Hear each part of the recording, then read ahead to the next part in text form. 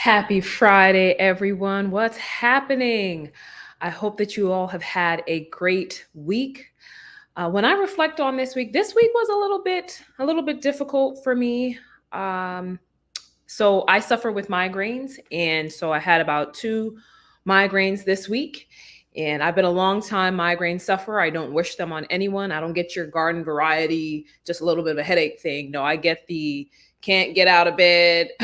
um, you know, back pain, nausea. I get the whole thing, and I had two of those this week, and it's only Friday, so it's been an interesting week, but glad to be feeling a lot better. And but great things happened this week as well. Yesterday, I had a live stream where I talked about DEI and the impact beyond buzzwords. And because what we are seeing in the marketplace with DEI now is just, okay, let's get rid of this term and try to call it something else because it's polarizing. But the whole idea of something like diversity, equity, inclusion being polarizing, that's the whole reason we need the program, because it should be something that's in the fabric of our society and the fabric of our organizations. But what I want to talk to you about today is playing the long game.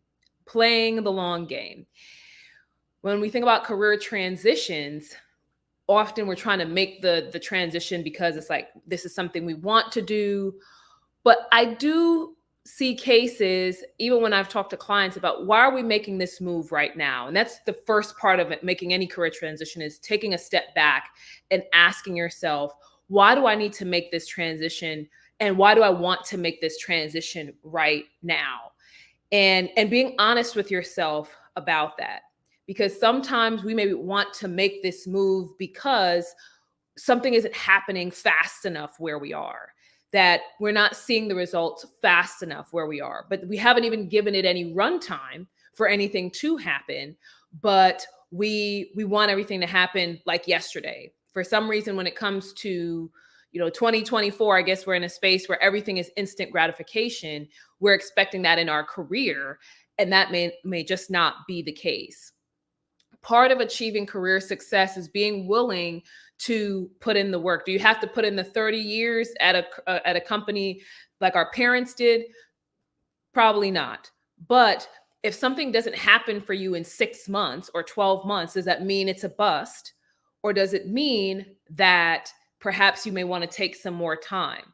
And so I'll tell you a little bit of a story, because I used to be big in the sneaker. I mean, I still love sneakers. I'm a big sneakerhead still, but I used to actually buy sneakers regularly. And the thing about buying sneakers, especially expensive sneakers, you would have to go and stand on the line and wait and wait and wait and only hopefully get the sneakers. Because I'll tell you about the times that I have Lynn. I'll tell you about the times where I have stood on lines waiting for sneakers for hours only to get to the front and the sneakers weren't there. That somebody that they had sold out of the sneakers, and they don't tell you that until you get to the front. It's like, oh, we're out of that size. Oh, we're out of the shoes entirely. And so you're waiting, and you don't get what you're waiting on. But at the time, I was willing to wait for something that I thought was important.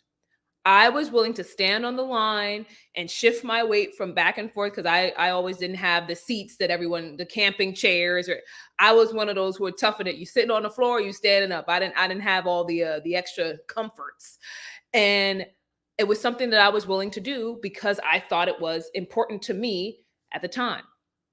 And so thinking about it from a career perspective, if you want to achieve success, you want to make a lot of money, you want to be able to provide for your family, you want to travel, you want that nice lifestyle, are you willing to wait for that a little bit? Or does it have to happen today and you're going to job hop your way to hopefully getting there? And I'll tell you, call me old school, old fashioned, I'm not a fan of job hopping every 6 months. Here's the reason. In order for you to achieve long-term success in a corporate career, and you're trying to climb the ladder, there has to be a base of knowledge that you build. And it's not just about the subject matter knowledge. It's about knowing how to navigate in a corporate environment, knowing how to work with different teams, know how to work with different personalities. All of these things you need to learn. And if you are job hopping from culture to culture, from company to company, it's hard for you to build any base of knowledge because you haven't worked anywhere long enough. And even for people who may have been, they have worked at an organization for a while and then they hop to a new place and it's not good in 6 months. Even if you've had some career runtime, if you start job hopping from there, you're still not building that new base of knowledge that you will need to truly grow and get to your career goals. And so that's why I'm asking, are you willing to play the long game? Are you willing to take the time to grow, to build skills and build relationships? That's the other thing when it comes to playing the long game. Some of us want to network solely for people to give us things immediately, right? So we go to the networking events, or we set up the coffee chats, and it's got to be that somebody's giving us something right away. And that may not be the case all the time. It may be that you have to nurture the relationship and have it ongoing to the point where you may not even need to ask when the time comes. I'll give you another example. Back in 2020, so yeah, I think it was pandemic time, I happened to be on a panel with for Entrepreneur magazine, and got to know all of the other panelists, and we had conversations, and we kept in touch after that. Now, if I was hoping to get something, right away, that would have been one thing. But I'm like, I don't know these people all that well. I'm happy for the opportunity to be on the panel. So I want to just continue to nurture the relationship, since they came from different spaces, different backgrounds. They had different careers. And so I continue to nurture those relationships. Fast forward a couple of years, one person was able to get me multiple speaking engagements. And then another person, we actually were able to partner together, and I was able to provide some contract support to her organization. And that fast forward that years later. And those things set me up for new opportunities I've gotten since then, new connections, more money, all of those things. But if I hadn't been willing to just nurture the relationship and keep in contact, talk to the folks, I may have missed out on that because I'm just trying to get to the immediate ask or immediate result. And that is the problem with networking, is it's always transactional nowadays, instead of trying to think about, can I nurture this relationship? And sure, in some cases, it may be that you're able to get something right away. It's like, oh, hey, I've got an immediate connection for you. Let me link you up. But are you willing to continue to nurture a relationship, even if it appears that they can't do anything for you right now? Are you willing to play the long game? Continue to talk to people, to continue to support their content, continue to support them, and have them support you, vice versa, in a way that may be intangible until the time happens. And I'll tell you, in those two cases I referenced, I didn't ask. I did not ask any questions. They came to me and said, hey, I've got something perfect for you. Or, hey, I've got this opportunity for you. That's how the conversations come up. When you are willing to spend time nurturing your relationships, it may be that opportunities come to you without you having to even ask. So thinking about your career transition, there may be a company that you're trying to get into, or you're trying to make a connection with, and you don't have any ins that you remember. But thinking about those relationships that you've been taking the time to build, you may be able to then go back to those folks later on and say, hey, yeah, I'm trying to make this move. And they say, oh, well, wait, no, my friend, brothers, nephews, uncles, fish works there. I'm happy to make an introduction for you. I'm willing to connect you. And you didn't, and even in that case, you didn't even make a huge ask. You're just saying, hey, this is what's going on, and this is what I'm looking to do. And the person is willing to open the door for you. When it comes to relationships, people want to feel like you're actually trying to connect with them. And if you're just always trying to get to the ask, people are going to feel like they're being used. It's like, well, you don't really care about nurturing something here. You don't really care about us having any sort of true interaction. It's just about what you can get out of me. And that is when people start to turn off. They may not be willing to help because it's like, I don't want to feel like I'm being used. I mean, think about it for yourself. If you don't hear from someone, or this is the first time you're meeting them, and right out the gate, they're asking you for a bunch of stuff. You're like, well, whoa. Hi, my name is so-and-so. Nice to meet you. And so I just want to encourage you that even in your networking, being willing to play the long game, being willing to nurture relationships, being willing to just give without always having to get something immediately, being willing to provide support without having to get something immediately.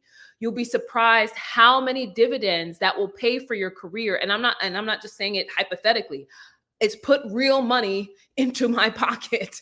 And I've seen it work for my clients. I've seen it. I mean, you've got to think about it. If someone is willing to open the door for you in an area that you're trying to get into, that's an opportunity for you to get paid, for you to make the right connections, for you to get promoted, for you to whatever your ask may be at that point. So playing the long game, even in your relationships, is so, so, so important. But as I wrap this up, I just want to bring it all together. Making a career move, sometimes you need to get to where you need to be, whether it's that you're feeling demotivated where you are, you don't feel like you're getting additional value, you're not learning anything else, you just feel like you've outgrown the space. It may be that you have to make those transitions. But I would encourage you to really take that step back when you're making that move to say, am I just making this move too soon? Have I given this enough time? Have I built enough knowledge? Have I built the skills? And, perhaps there's a job that you're thinking about leaving, and maybe now's not the time just yet. Leverage the resources that are available to build your skills. They've got an online learning platform. Put that to use. Gain all you can. If they're willing to pay for certifications, get that too. Get what you can, get the value that you can before quickly just going to the next thing, and you haven't built any knowledge, you haven't put any work in, you're just hoping for that instant gratification. And when it's not there, you're on to the next thing. When you look at people who are in senior roles, when you look at people who are getting to the money in a corporate space, most of them have had to put in work somewhere at some level of their career. So if you're trying to job hop your way to success and you're moving every 6 to 9 months to a year, there's no way for you to build any base of knowledge that people can come to you for things and be willing to pay you more money for that. People are willing to pay for expertise. They're willing to pay for depth of knowledge. They're willing to pay for experience. So if in your career transition process, you're building none of those things, it's going to be hard for you to be able to get that paycheck that you might be after, or get that position that you're after. I can't tell you how many people I'm seeing online saying, oh, well, I got this senior management position with no experience. And the truth is, even if you get that, there's no way for you to sustain that career opportunity because you don't know enough to add value. Companies are willing to pay for value. Think about you as a consumer. You're willing to spend your money for value. So if you are not building any expertise, if you're hopping from place to place, not building a depth of knowledge, the value that you bring to an organization is lower, and therefore they may not be willing to pay as much for your expertise or your insights because they don't see as much value in it. And so I just want to encourage you over this weekend, take time. If you're in that career transition space, why do I need to make this move right now? Is it premature? Am I making an impulse move when I really should stay and take more time? Are there relationships I should be spending time nurturing? Are there mentors I should be spending time engaging with before I just hop to the next thing? I'm telling you, if you're willing to play the long game, and again, no one's saying you got to be there 20 years. Walk with me here. No one's saying you have to be there 20 years. But if you're willing to put that time in, willing to build those relationships, willing to build those skills, I'm telling you, you're going to see better results. And so with that, I would love to hear from you. Please go ahead and send me a comment, DM, or email me at hello@rockcareer.com if I can help you on your career transition journey. If you're getting stuck with trying to analyze if this is the right time to make a move, that's literally what I do all day, every day, and would love to help you at making that right decision for your next step. and I will see you guys next time.